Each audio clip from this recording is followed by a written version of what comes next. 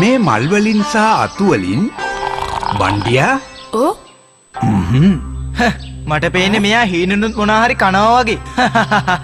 රණා ඔහොම කෙනෙක්ට විහිළු කරලා අපහසුතාවට පත් කරන එක බොහොම නරක වැඩක්. තේරුණාද? මට තේරුණා ගුරුතුමනි. දන්නවද බණ්ඩියා?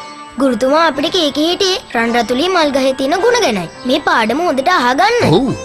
ඒ වගේම වැඩියෙන්ම ಗುಣ තියෙන්නේ ඒ රන් රතුලි ගහේ මල් වලයි ළමයිනේ. ඒ මල් වල බලෙන් ශරීරයේ ශක්තිය, සුන්දරත්වයේ වගේම නුවණත් වැඩි වෙනවා. ඒත් ඒ මල් ගහ අපි කොහෙන්ද හොයාගන්නේ? අවුරුද්දේ එකම එක වතාවකට විතරයි ඒ කඳු මුදුනේ මේ මල් ගහ හටගන්නේ. එහෙට ගිහින් මේ මල් ගහ ගේන්න පුළුවන්ද ගුරුතුමනි? ඇත්තටම පුළුවන්.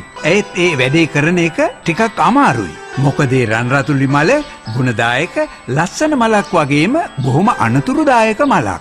මොනවා අනතුරුදායක ගමන? එහෙනම් මම මේක මග හරින්න ඕනේ. ගුරුතුමනි බලන්නකෝ මගේ බඩ එකපාරටම රිදෙන්න ගත්තා. එහෙනම් ඔයා මේ ආශ්‍රමයට වෙලා මෙහෙ ඉඳලා විවේක ගන්න එක තමයි හොඳ. ඔව් ඒක නම් හොඳ අදහසක් තමයි. මොකද ඒ ගහ තියෙන කඳ මුදුනට අනේක වගේම ඒ රන් රතුලි මල් ගහ හොයාගන්න එකත් ලේසි වැඩක් නෙවෙයි.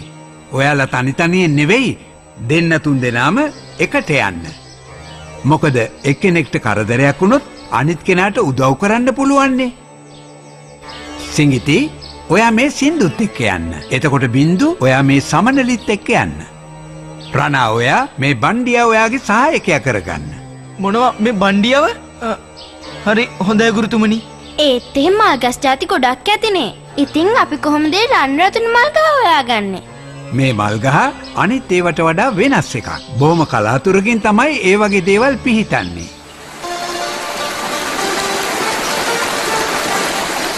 හරි එහෙනම් අපි බලමු.